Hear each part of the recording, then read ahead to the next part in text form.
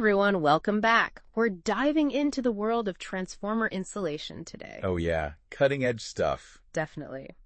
We found this super interesting article in Power Systems Technology magazine all about what DuPont's doing over at their European Technical Center. Yeah, some serious innovation happening over there. We're going to break it down for you, not just what they're doing, but why it matters. Especially with, the whole world shifting toward renewable energy. Exactly. Like, how is this going to impact the future of energy? Big picture stuff. Let's jump in. All right, so one thing that really stood out to me was that DuPont, they don't just have like one lab, they have a whole network. Oh, wow. How many are we talking? 22 technical centers. Globally. Around the world, yeah. Whoa, okay. So what's the advantage of having like a global brain trust for insulation? Well, think about it. You've got all these experts, all these resources spread out everywhere. Okay. So let's say they need to run a specific test. They can tap into that whole network. Maybe the perfect piece of equipment is in China. Oh, interesting. Or maybe the leading expert on a particular material is, in Switzerland. I see. So it's about like pooling resources. Right? Exactly. And that means faster innovation. Okay. More reliable products. Yeah. And that impacts everyone, Yeah. How so? I mean, think about it. It's not just like big power grids. This stuff affects the electronics we use every single day. Okay. So that global network of labs is actually like a big deal for everyone. Totally, yeah. It's about a more reliable, more efficient energy future. I like it. Okay, so the article kept mentioning testing at every stage of the life cycle. Right, rigorous testing. Why is that so important? Well, because they want to make sure that insulation performs consistently. Okay. From the very beginning, from the raw materials, all the way to the finished product, out there in the field. So they're like obsessed with quality control. Absolutely. They have to be. Yeah. Especially with something as critical as transformers. Yeah. Yeah. You don't want those things failing unexpectedly. No, not at all. And that's where this really cool piece of equipment comes in, the pulse endurance machine. A pulse endurance machine. Now that sounds like, what exactly does that do? Basically, it simulates the electrical stress that you get from modern power electronics. Specifically those using like silicon carbide components. Ah, silly. Right. I'm vaguely familiar, but remind me, why are those important? Why are we talking about silicon carbide? Silicon carbide is kind of changing the game in power electronics.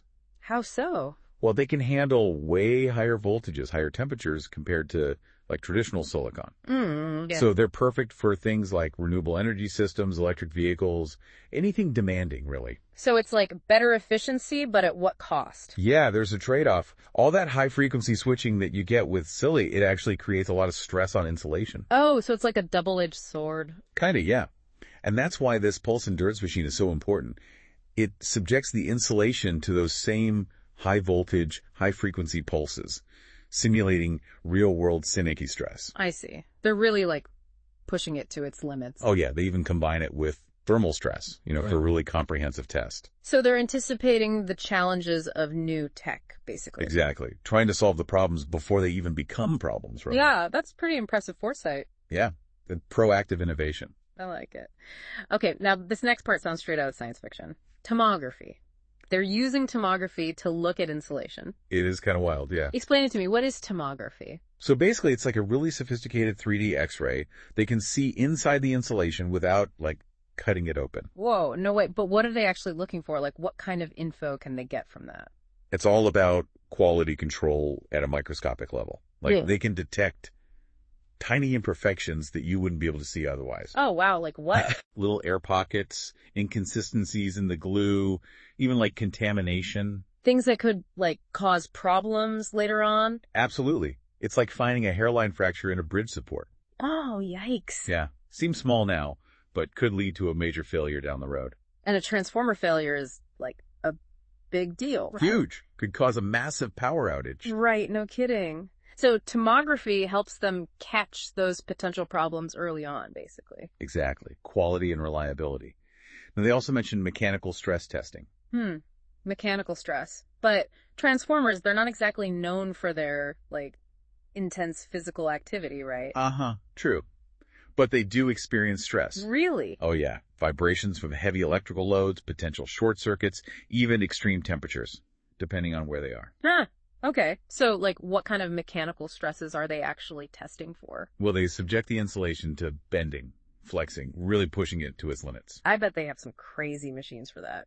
Oh yeah, for sure. They got to make sure it can withstand the real world demands, you know. It's not enough to just be electrically sound. Nope, got to be tough. Now, this article specifically mentioned insulation systems for wind turbines. Yeah, why is that such a big focus for DuPont? Well, because the world is going green. And wind turbines, they're at the forefront of that transition, right? Oh yeah, they're everywhere these days. And those turbines need specialized transformers, ones that can operate efficiently in tough environments. So it's not a one-size-fits-all approach to transformer. Nope. Got to tailor them to the specific needs of, like, wind power. And that's where Nomex comes in. Ah, Nomex. Okay, so what makes Nomex so special? Like, why is it the go-to for wind turbine transformers? Well, one of the biggest advantages is, like, size and weight reduction. Wind turbine towers have limited space, right? So transformers need to be as compact as possible. And Nomex, it allows for much smaller, lighter designs compared to, like, traditional materials. I remember the article had, like, a visual comparing a traditional transformer and one using Nomex. Yeah, you see the difference right away. The Nomex one was way smaller, way lighter. Okay. And that makes a huge difference, not just for fitting it inside the tower, but think about transporting it, installing it. Oh, right. You got to get those things up there somehow. Exactly. Try lugging a massive transformer to the top of a wind turbine. Not an easy feat. Nightmare. Logistical nightmare. Yeah, no kidding. So it's like not just about performance, it's about practicality too. Absolutely, yeah. Efficiency throughout the whole process. And there's another benefit to that size reduction. Fewer cooling ducts. Cooling ducts, what are those? I'm not familiar. Transformers, they generate heat, right, when they're operating. Oh, right. Yeah, makes sense. So cooling ducts help dissipate that heat. But with Nomex, you don't need as many. Why is that? Because the material itself has excellent thermal properties. Oh, interesting. So more space for copper windings. Okay, and more copper windings means? A more efficient transformer. Ah, got it. So win-win-win, really.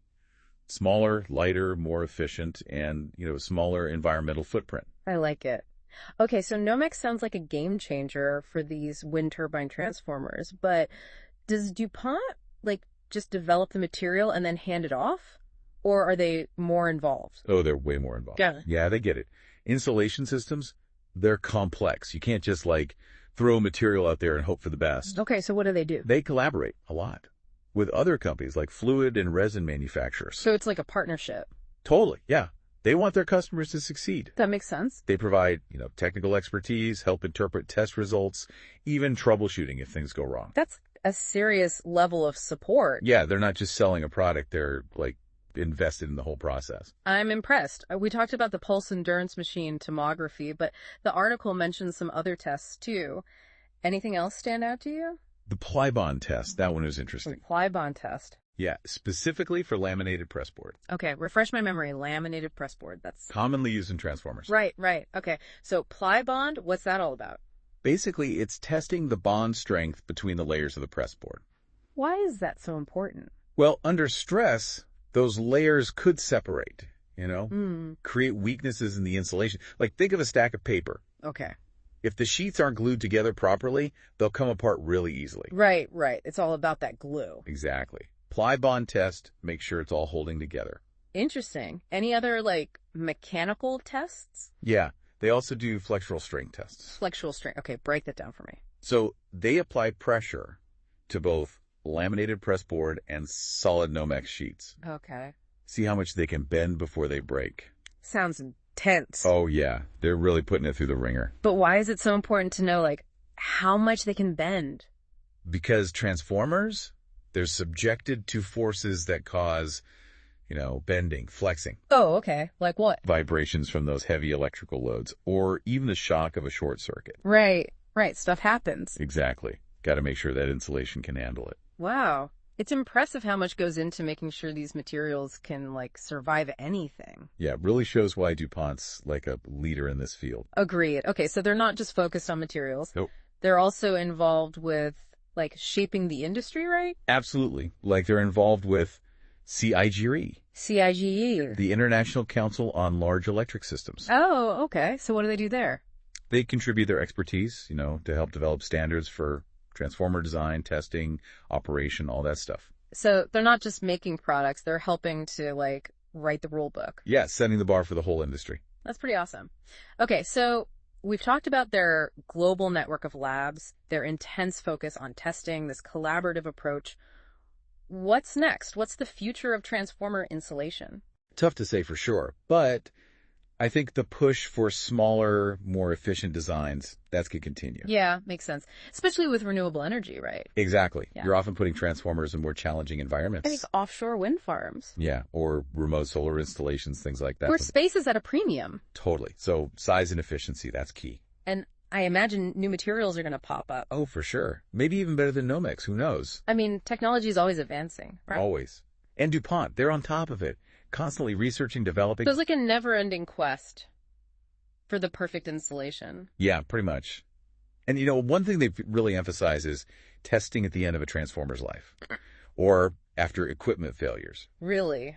That seems counterintuitive. Why would you test something that's, like, broken? It might seem strange, but the data is super valuable. Oh, how so? Well, it tells them how the materials actually performed in the field. How they degraded over time, what caused the failure. Oh, I see. So they're using that real world data to like improve things going forward. Exactly. It's a continuous feedback loop. Yeah. Always learning, always improving. That's really cool, actually. They're really committed to like long-term progress. Yeah, it's not just about selling a product. It's a whole culture of innovation, continuous improvement. I love that. They're taking that long-term view, using data from the field to actually make their products better.